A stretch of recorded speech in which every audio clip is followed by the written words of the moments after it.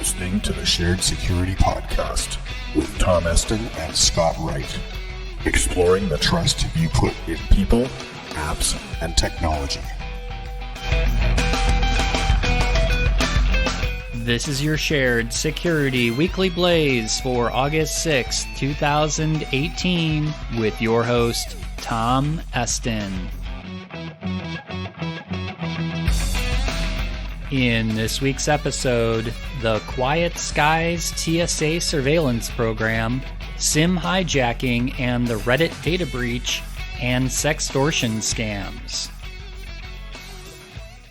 The Shared Security Podcast is sponsored by Silent Pocket, with their patented Faraday cage product line of phone cases, wallets, and bags. You can block all wireless signals, which will make your devices instantly untrackable, unhackable, and undetectable. Visit silent-pocket.com for more details.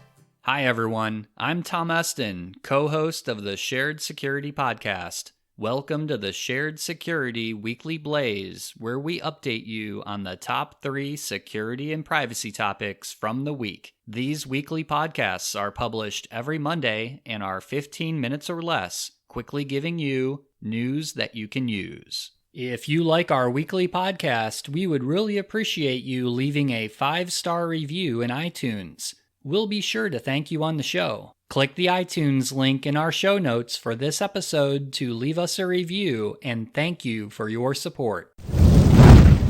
Ever feel like you're being followed when you're at the airport or on a flight recently? Well, you may actually have been followed, as the Boston Globe reported last week that federal air marshals are following U.S. citizens that are not suspected of a crime at airports and on airplanes. The previously unknown program called Quiet Skies has caused controversy within the Transportation Security Administration, aka the TSA, as thousands of U.S. citizens that are not on any watch list are being surveilled and observed to see if they violate 15 rules, which are part of a checklist that air marshals need to follow. Characteristics that air marshals look for include things like excessive fidgeting, wide open staring eyes, and even if the subject slept on the flight or went to the bathroom. According to the report, about 35 passengers are targeted every day, and there are 2,000 to 3,000 federal air marshals that conduct this and other air marshal duties across airports in the United States. What I find interesting is that federal air marshals themselves are questioning the need for the Quiet Skies program. One air marshal said to the Boston Globe, quote, "What we are doing in Quiet Skies is troubling and raising some serious questions as to the validity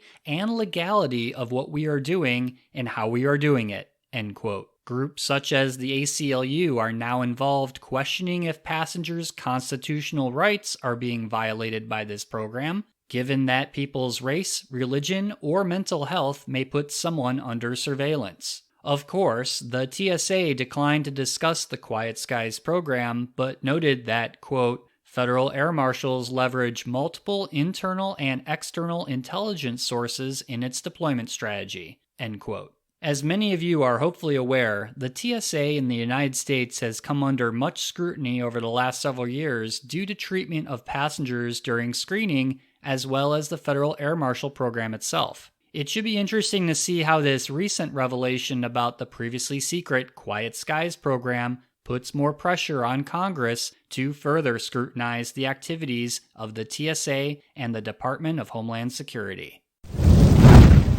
Last Thursday, the popular news and social media site Reddit announced that they had a data breach. The data breach apparently happened in June and exposed some user data, including current email addresses and a backup database which had usernames and hashed passwords from 2007. The attackers apparently targeted several Reddit employee accounts that were being used with Reddit's cloud and source code providers. Reddit noted that while they did secure these employee accounts with SMS-based two-factor authentication, the attackers were still able to compromise these accounts even with two-factor authentication enabled. It's important to note that the attackers did not compromise further Reddit systems or user accounts. This most recent data breach example further demonstrates that sites and services need to move away from SMS-based two-factor authentication and start using authenticator apps like Google Authenticator, or provide methods to use a hardware token or solution such as a YubiKey. As we've mentioned before on the podcast, there has been a large increase in attacks targeting SMS two-factor authentication called SIM hijacking,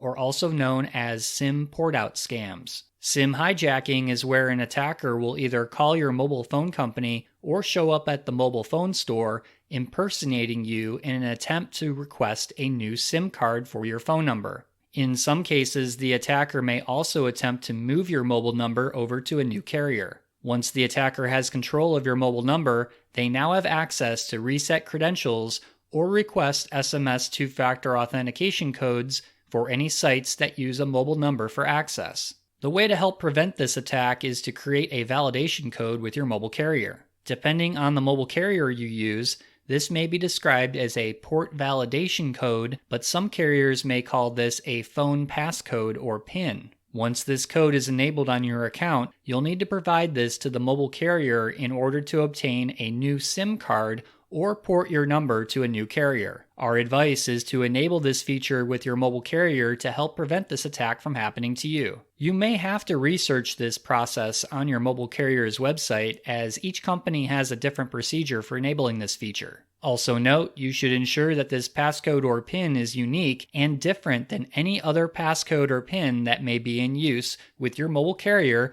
such as the password for accessing your account for online access. Lastly, the other option if you find a site that does not allow any other form of two-factor authentication besides SMS is to set up a free virtual phone number through a service like Google Voice and use that number to receive SMS-based text messages. Check out our show notes for a link to further reading about preventing SMS hijacking attacks.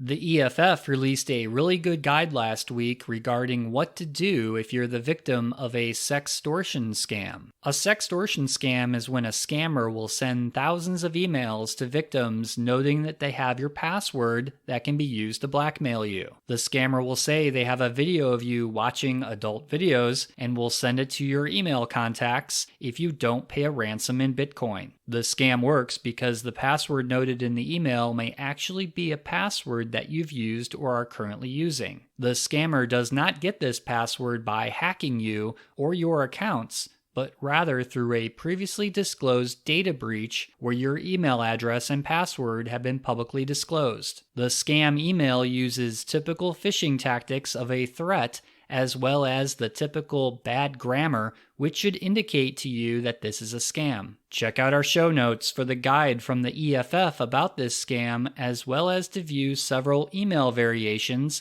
that might end up in your inbox. As always, be sure to use complex and unique passwords, utilize a password manager, and always enable two-factor authentication on any online accounts that you use to prevent becoming a victim of a real attack. That's a wrap for this week's show. Please be sure to follow the Shared Security Podcast on all the regular social media channels like Facebook, Twitter, and Instagram for frequent posts, commentary, and updates. If you have feedback or topic ideas for the show, you can email us at feedback@sharedsecurity.net. First-time listener to the podcast? Please subscribe on iTunes, Google Play, Stitcher, TuneIn, Spotify, or iHeartRadio. Thanks for listening, and we'll see you next week for another episode of the Shared Security Weekly Blaze.